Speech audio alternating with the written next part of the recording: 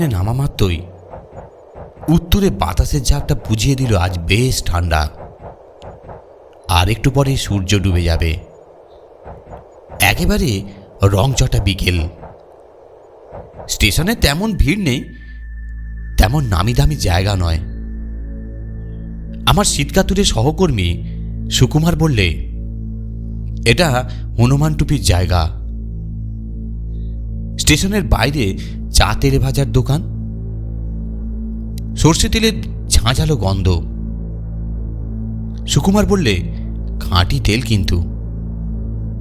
একজোড়া আলুর চপ, এক গ্লাস চা মন্দ হবে না। শীতটা কমবে, হাড় পর্যন্ত কেঁপে যাচ্ছে। হাওয়াটা আসছে কোথা থেকে? হিমালয় তো অনেক দূরে।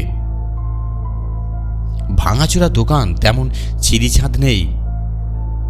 উনুনের আগুনের ভেতরটা বেশ গরম। পেছন দিকে একটা পুকুর, ঝোপঝাড়, স্বামী স্ত্রীর দোকান। বয়স বেশি নয়, শক্তপোক্ত চেহারা। মেয়েটি খুব যৌবন, মুখটা বেশ সুন্দর, খোঁপার বাহার, বেশ দুষ্টু দুষ্টু চোখ। মাঝে মাঝে কি একটা গান গুনগুন করছে, যেন ভেতরে খুব আনন্দ। আমাদেরও বয়স কম, চপলাদের ভালোই লাগে। আর আমাদেরও বিয়ে হয়নি, কোনো মেয়ে ভুলেও তাকায় না। একটি মেয়ে সুকুমারকে একটা চিরকুটে লিখেছিল, প্রিয়তম। পরে জানা গেল বছরে 3 মাস তার মাথা খারাপ থাকে। তাও সুকুমার এগোতে চেয়েছিল, যুক্তি বিয়ের পর নাকি মাথা ঠিক হয়ে যাবে। মেয়েটি কিন্তু সুন্দরী ছিল। দূর থেকে আমাকে একদিন দেখিয়েছিল, মাথার ডাক্তারের সঙ্গে কথা বলেছিল। তিনি বলেছিলেন, কেন রিস্ক নেবেন, সুস্থ মেয়েকেই অতিষ্ঠ করে মারে। চিরকুটটা সুকুমার সবসময় বুক পকেটে রাখে। ভারী নরম মনের ছেলে। মেয়েটির কি হবে ভেবে চোখে জল ফেলে। ভালো করে ঘুমোতেও পারে না। কে দেখবে, রাস্তায় রাস্তায় ঘুরবে। আমাকে তো ভালোবেসেছে, তা না হলে লিখবে কেন? কি যে পাগল বুঝি না। দুজনেই পাগল, আসলে পাগলে পাগল চেনে। দোকানের ভেতর যেমন তেমন বসার জায়গা, বেশিরভাগ খদ্দেরই বাইরে দাঁড়িয়ে। ভেতরে আমরা কয়েকজন। তেলচিটে দুটো বাল্ব এদিক ওদিক আলো ফিটিয়েছে। অন্ধকারেই নানা রকম। পাতলা ঘন কালো আলখাল্লা পরা একজন ফকির বসে আছেন ভিতরে, মাথায় কালো টুপি, সাহেবদের মতোই ফর্সা। মনে হয় অঘরী, ভয়ঙ্করের উপাসক। মহাভারতের কাল থেকে চলে আসছে অঘর শিব এই সম্প্রদায়ের উপাস্য। এদের কথা না বলাই ভালো। ভীতিপ্রদ, গা ঘিনঘিন করবে। নরবলি সাধনার অঙ্গ, নরমাংস ভক্ষণ, নানা রকমের কুৎসিত খাদ্য। এদের এক কথায় বলা হয় বীজমার্গী। এক বিশিষ্ট তান্ত্রিক আমাকে এইসব বলেছিলেন। তখন আমি কলেজে পড়ি। তান্ত্রিক হওয়ার ইচ্ছা যে ছিল তা নয়, প্রেত সিদ্ধ হব, অলৌকিক শক্তি হবে। সেই সাধক বললেন, ও তোমার দ্বারা হবে না, অন্য রকমের শরীর ও মন চাই। সেই সাধকের 2জন প্রেত ছিল। আঙুলে আঙুলে দামি পাথর বসানো আংটি, কোনো কিছুর অভাব নেই। ভাবা মাত্রই জিনিস এসে যায়। বড় বড় মানুষরা পায়ের কাছে বসে থাকতেন। সুকুমার পিছন দিকে গিয়ে পুকুর দেখছে। জলের ওপর রাত না হলে যেমন গা ছমছম করে, মৃত্যু চিন্তা আসে, ভালো লাগে না। জল সাংঘাতিক জিনিস, তরল রহস্য। সুকুমারের মা জলে ডুবে আত্মহত্যা করেছিলেন। সুকুমার তখন হোস্টেলে থেকে লেখাপড়া করছিল। তারপর থেকে প্রায় স্বপ্ন দেখে বিরাট থমথমে একটা দিঘি, কালো থকথকে জল, গভীর রাত, কোথাও একপাল কুকুর সমস্বরে কাঁদছে, আর তার মা গভীর জল থেকে ধীরে ধীরে উঠছেন। জলের উপর দাঁড়িয়ে হেঁটে আসছেন দুহাত সামনে বাড়িয়ে। সারা শরীরে শ্যাওলা জড়িয়ে আছে, সে এক ভয়ের স্বপ্ন। সুকুমারের কাছে এগিয়ে গেলুম। ছেলেটাকে খুব সুন্দর দেখতে, স্বাস্থ্যবান, কিন্তু মনটা খুব কোমল। স্থির হয়ে দাঁড়িয়ে আছে সুকুমার, আর গাল বেয়ে চোখে জল নেমেছে। বাইরের খোলা জায়গায় তারে একটা শাড়ি আর সায়া ঝুলছে। উত্তুরে বাতাসে একটু একটু উড়ছে, ছায়াটা ফুলে ফুলে উঠছে। জমিটা ঢালু হয়ে জলের দিকে নেমে গেছে। বড় বড় কয়েকটা গাছ। একটা পেঁচা বিপুল শব্দে ডেকে উঠল, আর পাশের ঝোপে ঝিঁঝি ডাকছে। ট্রেনের শব্দ ভেসে আসছে, কোথাও হরিনাম সংকীর্তন হচ্ছে। শীতের রাত তো। আমি বললাম, কেঁদেছিস? ও বলল, ধুস, কাঁদবো কেন, মাঝে মাঝে জল গড়ায়, আসলে ঠান্ডা বাতাস তো। তুই এখানে দাঁড়িয়ে আছিস কেন? ওই দেখ জল, কালো থকথকে জল। সুকুমার এইবার ডু করে কেঁদে উঠল। যতই হোক মেয়েদের মন তো, তাছাড়া ভারী মিশুকে, সরল। পাশে এসে দাঁড়িয়েছে। মেয়েটিকে আমার খুব ভালো লেগেছে। পরিচিত মহলে এ মেয়ে দেখিনি। পাশে এসে দাঁড়িয়েছে, বেশ উদ্বিগ্ন। কি হলো? কোথাও কষ্ট হচ্ছে, মানে দেহে নয়। খপ করে সুকুমারের হাতটা ধরে টেনে নিয়ে গিয়ে ফকির সাহেবের পাশে বসিয়ে দিয়ে বললে, গোলাপ বাবা, দুঃখ দূর করে দাও, সন্ধেবেলা কাঁদতে নেই। এতক্ষণে জেনে গিয়েছি এরা দুজন স্বামী স্ত্রী নয়, প্রেমিক প্রেমিকাও নয়, ভাই বোন। বাবা ছিলেন রেলের লাইন্সম্যান, হঠাৎ মারা গেছেন, সে প্রায় 4 বছর আগে। জমি জায়গা চাষবাস কিছু নেই, এই দোকানটাই সম্বল। ছেলেটির নাম বিক্রম আর মেয়েটির নাম বিভা। চেহারা দেখে মনে হচ্ছে এরা উত্তর ভারতের মানুষ। চমৎকার মজবুত স্বাস্থ্য, প্রাণখোলা জীবনের চক্রান্তের কাছে হার মানতে প্রস্তুত নয়। দীর্ঘদিন বাংলাদেশে থাকতে থাকতে বাঙালি হয়ে গেছে। ফকির বাবাও উত্তর ভারতের মানুষ, গোলাপ বাবা বলে ডাকে বিভা। ডাকার মতো চেহারার এবং রং। এদের খুব ভালোবাসেন পিতার মতো। এবারও নিজেদের সমর্পণ করে দিয়েছে তার কাছে। কিছুক্ষণের মধ্যেই এত সব জানা হয়ে গেল। ফকির সাহেব ভারী মিষ্টি।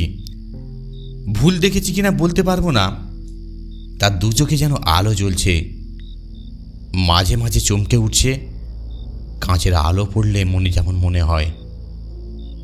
সুকুমারকে বললেন, মানুষ একটা দুঃখ সহ্য করতে পারে না, তোমরা দুটো। মা তোমার সঙ্গেই আছেন, ভও পা কেন? আর ওই মেয়েটি ভালো হয়ে যাবে, ভালো হয়ে যাবে। তারপর তারপর আর বলবো না। তোমরা কে? ওষুধ কোম্পানির? উত্তরটা আমি দিলুম। আমরা সরকারি কর্মচারী, জেলায় জেলায় ঘোরাই আমাদের কাজ। কি কি শিল্প আছে, বড় ছোট হাতের কাজ, নতুন কি করা যায়, বেকার সমস্যার সমাধান, এইসব আমরা দেখি। কিন্তু আপনি কি করে আমার বন্ধু সম্পর্কে তার জীবনের ভেতরের কথা ঠিকঠাক বলে দিলেন? এ এমন কিছু নয়, একটু চেষ্টা করলে যে কেউ বলতে পারবে। কিছু সাধনা আছে। এই জগৎটা প্রেত পিশাচে ভর্তি। তাদের দু একটাকে কাজে লাগাতে পারলে কি না করা যায়। সব সত্যি, আবার সব মিথ্যা। আর একটা ট্রেন একটু থেমে চলে গেল। আবার কিছু লোক, রিক্সার প্যাঁক প্যাঁক হর্ন। দোকানের বাইরে কয়েকজন দাঁড়িয়ে পড়লেন। কত রকমের কথা। সবাই স্থানীয় মানুষ, কাজকর্মে কোথাও না কোথাও গিয়েছিলেন। কেউ কেউ খুব শব্দ করে চায়ের গ্লাসে চুমুক দিচ্ছিলেন। কেউ কেউ চায়ের সঙ্গে ধূমপান করছেন। বিভা জিজ্ঞেস করলে দুজনের কোথায় থাকা হবে শুনে। রাত তো হনহন করে এগোচ্ছে। শেষ ট্রেন আসার সময় হয়ে গেল। এরপর সব ভোঁ ভোঁ। আমরা কোথায় আর থাকবো? ডাক বাংলোয়। সেটা কোন দিকে, কত দূরে? বিভা হি হি করে খানিক হেসে বলে, ওরা ডাক বাংলো নয় গো, ভূত বাংলো। এককালে অত্যাচারী এক সাহেবের নীলকুঠি ছিল। মাঝরাতে সাহেবের ভূত এসে গলা টিপে দেবে, তখন বুঝবে মজা। ভূত প্রেত আমরা মানি না। ঠিক আছে, রাতটা কাটিয়ে এসো। রাতে খাবে কোথায়? ওখানে খাওয়ার ব্যবস্থা নেই। তাহলে জল খেয়ে কম্বল মুড়ি দিয়ে শুয়ে পড়ো। সাহেব ভূত কি খাওয়ায় দেখো। সকালে দেখা যাবে দাঁত ছিটকুটে পড়ে আছো। ভূত ভূত করো না তো। জায়গাটা দেখে মালপত্র রেখে চলে এসো। ইলিশের ঝোল, গরম গরম ভাত কেমন লাগবে, আর টর্চ আছে সঙ্গে, আছে হনুমান টুপিও। বাইরে একটা রিক্সায় দাঁড়িয়েছিল, মনে হয় হারান্দা রিক্সা। রাস্তাটা পিচের, তেমন চওড়া নয়। ক্রমশ অন্ধকার থেকে ঘন অন্ধকারের দিকে চলে গেছে। ছাড়া ছাড়া বাড়ি, কোনোটাও একতলা, কোনোটাও দোতলা। টালিয়ার টিনও আছে। ঝোপঝাড় জোনাকি। কোথায় খুব জোরে জোরে কথা হচ্ছে। হারান্দা বললেন, নাটকের রিহার্সাল হচ্ছে। শিবরাত্রিতে খুব ধুমধাম হবে। সারা রাত যাত্রা হবে রেলের মাঠে। আমারও পার্ট আছে, নন্দী। খুব বেশি কথা নেই, গান আছে। আমার গানের গলাটা ভালো। নেশা ভাঙ করি না, অভাবের জন্য কিছু হলো না, আর হবেও না। মাথায় মাথায় দুটো মেয়ে, বিয়ে দিলেই হয়। অনেক টাকা। গোলাবাবু বলছে, ভাবিস না, আমি আছি। সত্যি মানুষটা ভগবান। কি না করে আমাদের জন্যে। নিজে থাকি একটা কবরখানায়, কি সুন্দর নাচে।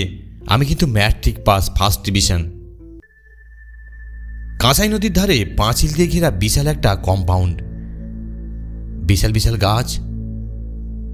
মাঝখানে সাহেব আমলের বাংলো ধরনের একটা বাড়ি। খুব একটা যত্নে নেই। সরকারি তদারকি যেমন হয়। সবচেয়ে আশ্চর্যের ব্যাপার, বিদ্যুৎ নেই। চওড়া উঁচু রক। একটা লণ্ঠন জ্বলছে। ঢোকার গেটের একটা পাল্লা ঝুলে মাটিতে ঠেকে গেছে।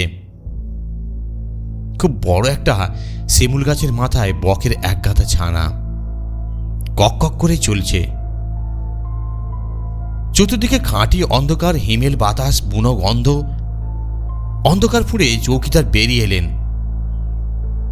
খাটো ধুতি, খাঁকি শার্ট। মেজাজ খুব সুবিধের নয়, মদের গন্ধ। বললেন, এসডিও সাহেবের অর্ডারে এসেছে। এতক্ষণ ছিলেন কোথায়? ট্রেন লেট করেনি তো? আমার ডিউটি শেষ হয়ে গেছে। যে ঘরটা খোলা সেটাই আপনাদের। 2 নম্বর। যা তেল আছে, আলোটা ঘন্টাখানেক জ্বলবে। আপনাদের কাছে টর্চ আছে তো? আচ্ছা, আমি চললুম। আপনি থাকবেন না? আরে পাগল হয়েছেন? মানে চৌকি দেবে কে? আপনারা। লোকটি হনহন করে চলে গেল। আশ্চর্য ব্যাপার। যেতে যেতে আবার ফিরে এসে বললেন, রাত্রিরে ঘরের বাইরে বেরোবার চেষ্টা করবেন না। নাম জানা হলো না। বাইরের অন্ধকারে হারিয়ে গেলেন।